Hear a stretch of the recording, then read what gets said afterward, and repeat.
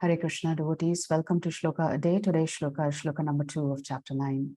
Raja Vidya Raja Guhyam Raja Vidya Raja Guhyam Pavitramidam Uttamam Pavitram Idamuttamam Pratyakshaavagamam Dharmyam Pratyakshaavagamam Dharmyam Susukham Kartum Avyayam. Susukham Kartum Avyayam. Word for word meaning, translation and purport by His Divine Grace, A.C. Bhakti Vedanta Swami Srila Prabhupada Ki Jai. Raja Vidya, Raja Vidya, the king of education. the king of education. Raja Guhyam, Raja Guhyam, the king of confidential knowledge. the king of confidential knowledge. Pavitram, Pavitram, the purest. the purest. Idam, Idam, this. this. Uttamam, Uttamam, transcendental. transcendental. Pratyaksha, Pratyaksha, by direct experience. by direct experience. Avagamam, Avagamam, understood. understood. Dharmyam, Dharmyam, the principle of religion. the principle of religion. Susukham, Susukham, very happy. very happy. Kartum, Kartum, to execute. to execute. Avyayam, Avyayam, everlasting. thing. Translation: this knowledge is the king of education, This knowledge is the king of education, the most secret of all secrets. the most secret of all secrets. It is the purest knowledge.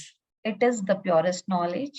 And because it gives direct perception of the self, and because it gives the direct perception of the self by realization, it is the perfection of religion.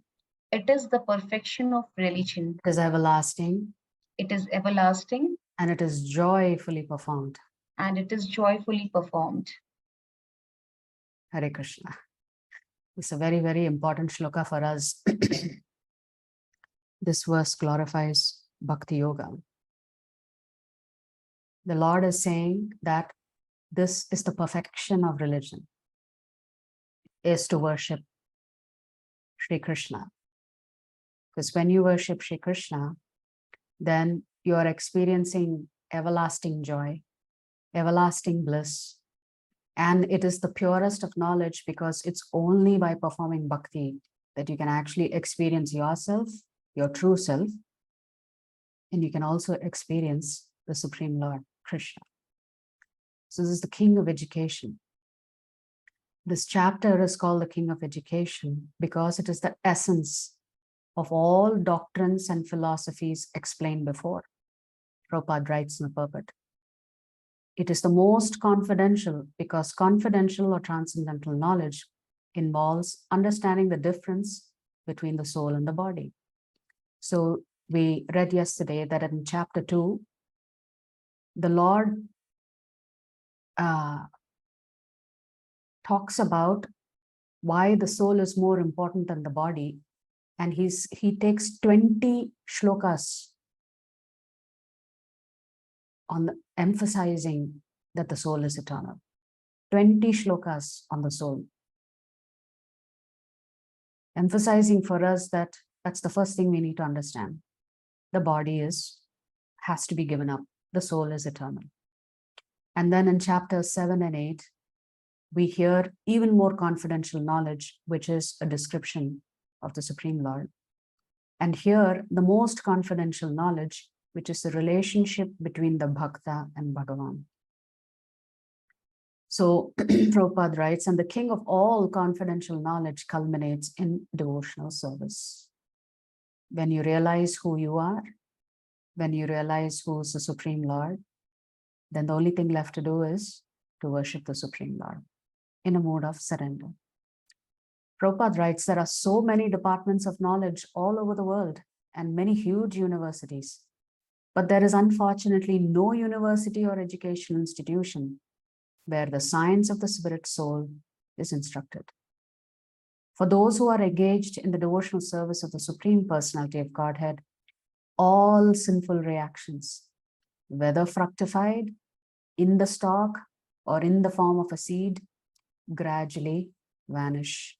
So whether it is kutam, which is like a tendency to have desires, and then bijam, which is actually planted, or that bijam has fructified in the fruit in the form of karma. Prabhupada is writing, when you worship the Lord, all of this will gradually vanish. Therefore, the purifying potency of devotional service is very strong, and it is called pavitram uttamam. This is the only process that can wipe out all your karma. Only process, the purest. Bhakti destroys the three poisons. Papa, which is sins. Bija, which is the seed of performing sinful activity. And the root cause of all of our sufferings is avidya, the ignorance in the heart that you are separate from Krishna. Only when the three are completely destroyed does the heart become truly and permanently pure. And the only process that can uproot everything, including the avidya, is Bhakti Yoga. So you have to tackle the root of the problem. The root of the problem is that we are living in ignorance that if we are separated from Krishna, we can be happy. That's the ignorance that we are living in. The minute we realize that if we are connected to Krishna, we can be supremely happy, eternally happy, blissful, then that's the beginning of the eradication of all of your other sinful activities. So in this verse, the Lord also says that you can experience yourself through this process. By experiencing the Lord, you also experience who you are. It is said that the execution of devotional service is so perfect that one can perceive the results directly. Pratyaksha vagamam. This direct result is actually perceived. And we have practical experience that any person who is chanting the holy names of Krishna, Hare Krishna, Krishna Krishna, Hare Hare, Hare Rama, Rama Rama, Hare Hare, in course of chanting without offenses, feels some transcendental pleasure and very quickly becomes purified of all material contamination. This is actually seen. Furthermore, if one engages not only in hearing, but in trying to broadcast the message of devotional activities as well, or if he engages himself in helping the missionary activities of Krishna consciousness, he gradually feels spiritual progress. So Prabhupada is connecting chanting and hearing to actually engaging yourself in furthering the cause of connecting all the Jivatmas back to Krishna. Then you will experience this progress on the spiritual path will be very, very speedy. The process of devotional service is a very happy one, susukham. Why? Devotional service consists of Shravanam Kirtanam Vishnu. So one can simply hear the chanting of the glories of the Lord, or can attend philosophical lectures or transcendental knowledge given by authorized acharyas. The previous verse, 9.1, indicates that the king of knowledge, the knowledge of Bhakti Yoga, is not just theoretical, jnana, but also transformational, vijnana. We saw those two words, jnana and vijnana, in verse 1. This verse indicates how Bhakti Yoga brings about such a transformation. It grants experiential verification, pratyaksha vagamam, of life's higher realities, specifically the highest reality, Shri Krishna. So only through bhakti can one experience Krishna directly. It's a direct perception. Everything else is an indirect way of realizing Krishna. The only direct way of realizing Krishna is to practice Krishna consciousness. If you like our videos, please subscribe to our channel and turn on the bell notification.